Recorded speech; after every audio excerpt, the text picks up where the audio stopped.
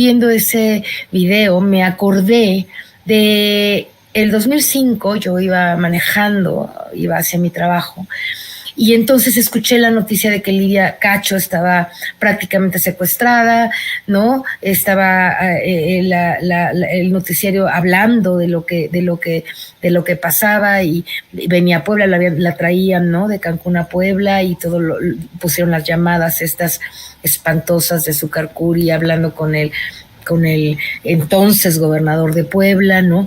Y yo me acuerdo que hasta me detuve en el coche y dije, ¿qué es este país, Dios mío? ¿Cómo puede ser que un funcionario que es el gobernador de un estado esté hablando así con un pederasta, ¿no? Y ahora que hayan agarrado a la periodista, me acuerdo que hasta me detuve impresionada, ¿no?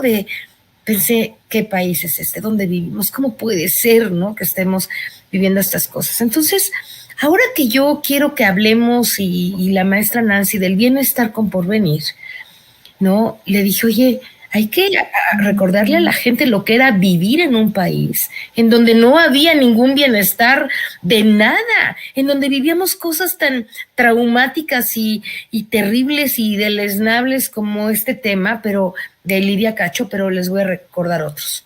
Uno, rápido.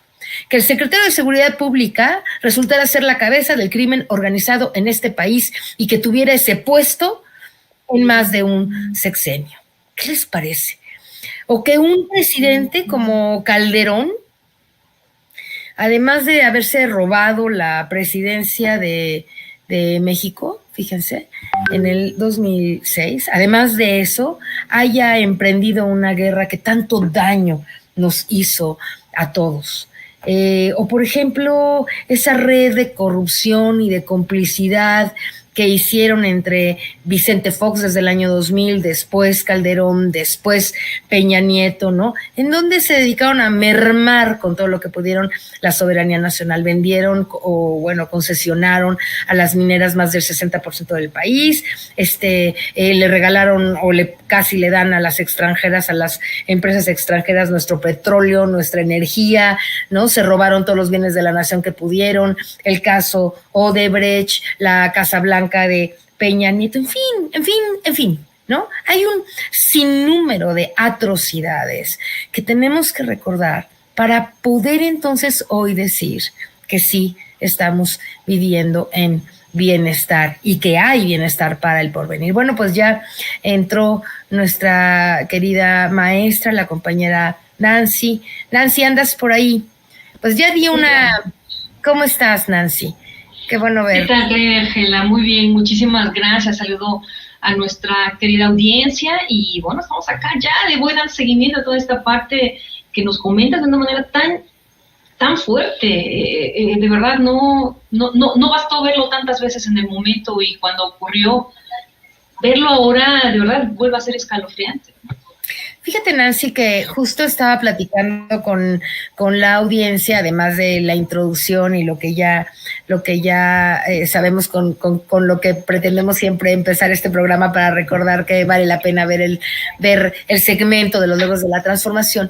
Pero les estaba comentando que tú y yo hablábamos sobre que los logros también se pueden ver en contraste, ¿no? Tú ahora me gustaría que nos presentaras, porque ya mencioné algunas de las cosas que pues hay que recordar para saber por qué estamos en bienestar. A veces, a veces a uno, no sé tú qué piensas sobre esto, Nancy, pero a veces a uno se le olvida que el bienestar también tiene que ver con haber estado en una situación de terrible malestar. Y creo que en este país, ¿no?, podemos apuntar muchos hechos, muchos eventos, ya lo hice recordando algunos de ellos, el tema de García Luna o la corrupción, ¿no?, en muchos de los asuntos, etcétera. Pero este tema de Lidia fue una cosa terrible. ¿Te acuerdas tú cómo recibiste esa noticia? ¿Qué estabas haciendo cuando esto pasaba? Cuéntanos un poquito, Nancy. Mira, fue una época de muchos contrastes. En realidad, el trabajo que estaba realizando en ese momento era justo de estar de cerca con población vulnerable. Era justo ver cómo algunas condiciones sociales generaban probabilizaban e incrementaban estos riesgos. Sí recuerdo también el cuestionamiento fuerte en esa época con todos los compañeros comunicadores, que tú tendrás esa línea muy sensible, muy sensible. Y la pregunta de todos en general era, ¿vale la pena mantenerse en lo que uno está haciendo? ¿Vale la pena decirlo, denunciarlo? ¿Vale la pena documentarlo? En algún momento para nosotros como ciudadanos la prensa fue una herramienta extraordinaria.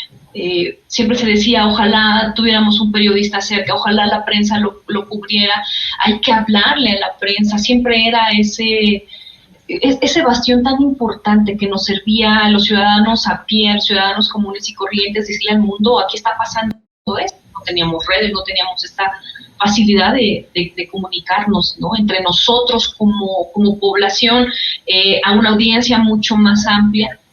Y más adelante recuperaría esta parte de cómo estas herramientas tecnológicas nos han apoyado.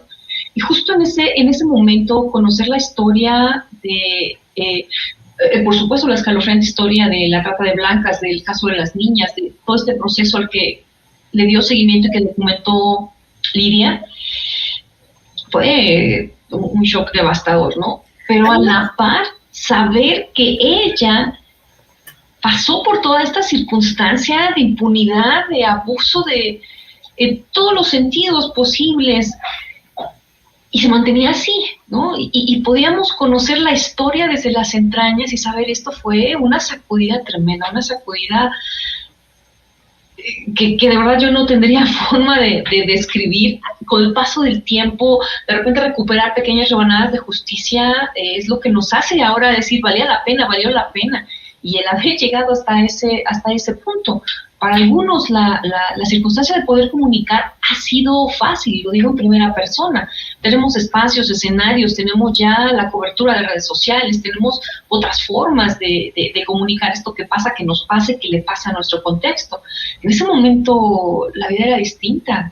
La valentía de Lidia, Nancy, perdón que te interrumpa, pero tocas un punto muy importante, porque Lidia no solamente como periodista, no solamente hizo esta investigación extraordinaria que se puede leer en este libro de Los demonios del Edén, sino además se enfrentaba en ese momento al poder del Estado literal, ¿no? ¿Por qué no escuchamos este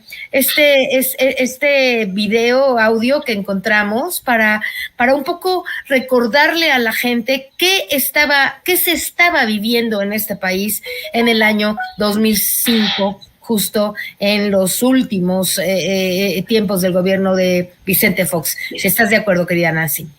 Adelante.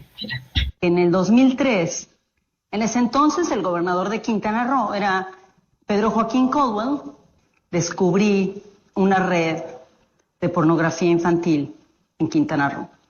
En la zona hotelera y en la zona más pobre de Cancún estaban vinculadas a través de un grupo de empresarios, senadores, gobernadores, que tenían una fascinación por la pedofilia y estaban dedicados a traer niñas de diferentes países. Y cuando empezamos a descubrir esta red, por supuesto una de las niñas fueron a denunciar frente a la autoridad, y la autoridad lo que hizo fue llamarle al líder de esta banda de traficantes para avisarle que ya lo habían denunciado, y él se fue a los Estados Unidos. Él había traído, hasta donde yo pude documentar, 200 niñas y niños a la zona hotelera de Quintana Roo, de Cancún, frente al mar, a donde venían empresarios y políticos a tener sexo con niñas entre 4 y 13 años. Sabíamos los nombres de todos estos sujetos, teníamos fotografías con niñas y niños menores de 13 años. Entre ellos descubría senadores, gobernadores y empresarios multimillonarios mexicanos y extranjeros.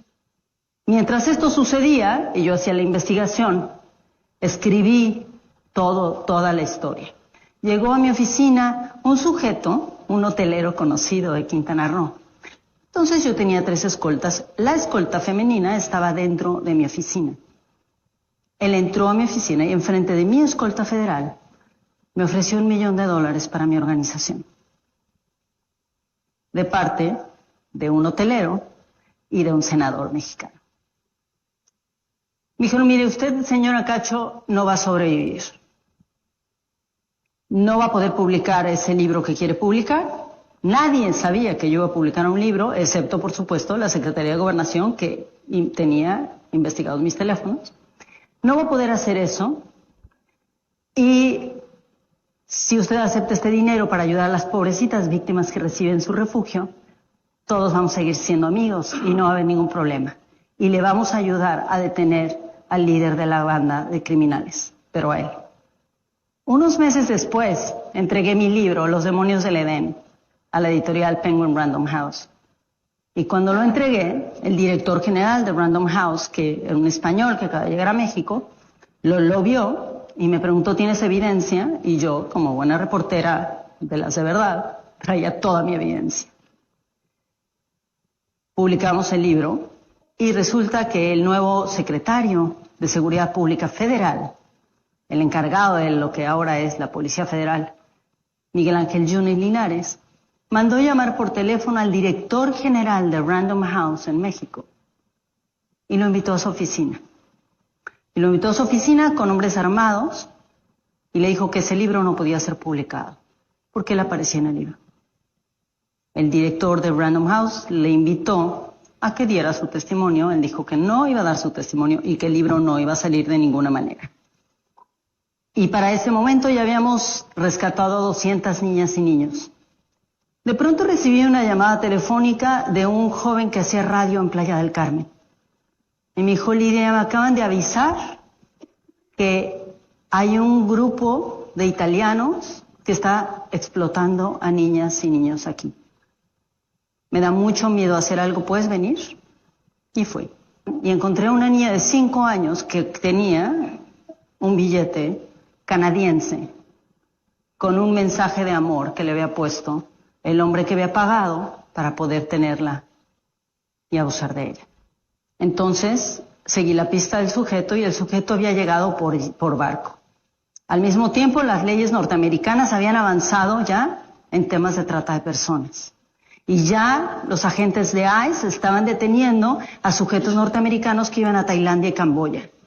Y entonces empecé a investigar y descubrí que estos americanos que venían buscando a niñas y niños, que iban a buscar a niñas y niños para efectos de explotación sexual comercial a Camboya, Tailandia y otros países del sureste asiático, empezaron a viajar a México.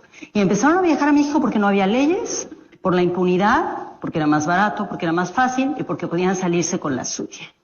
Mientras estaba haciendo esta investigación, llegó la policía aquí a Cancún, afuera de mis oficinas, vestidos de civiles, 10 sujetos, armados, pusieron un arma, mi escolta estaba parada donde está la cámara y mi escolta se quedó inmóvil.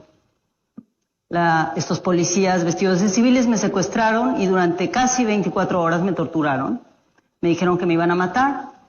Me dijeron quién los había mandado, el gobernador de Puebla. Me dijeron por qué razones, por haber publicado Los demonios del Edén y porque me había metido en la vida privada de todos estos senadores, gobernadores y empresarios.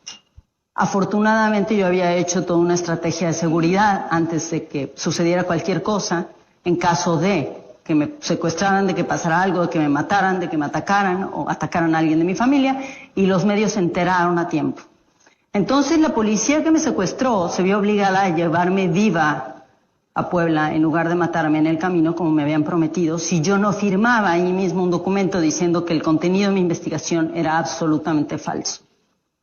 Llegué viva, me metieron a la cárcel, salí de la cárcel y pasé 1 año firmando todos los días en la cárcel de Cancún por haber cometido el delito de difamar a un grupo de criminales que se dedicaban a la trata y explotación sexual comercial de niñas y niños. Pero no solo eso. En el libro Los demonios del Edén en realidad consigné el lavado de dinero y cómo se vinculaban entre ellos como una red. Unos gobernadores no eran pedófilos, pero si le daban el dinero al líder que estaba en Las Vegas y que él era el que hacía el lavado de dinero a través de diferentes bancos. Otros sí eran pedófilos y estaban grabados por Jan Sukarkuri, el líder de la banda, y él los estaba extorsionando. Entonces era una red de extorsión, de lavado de dinero, de pornografía infantil, de trata de personas, de tráfico ilegal. Cumplía con todos los paradigmas y todo lo consigna en mi libro. Esto se vincula directamente con las desapariciones forzadas. México tiene en este momento, según las autoridades, 30,000 personas desaparecidas. Y según la investigación que estoy a punto de publicar, tenemos 90,000. Si logramos identificar los rostros de las personas desaparecidas, podemos identificar quiénes se las llevaron. Y si logramos identificar quiénes se las llevaron, podemos hacer cumplir también la ley.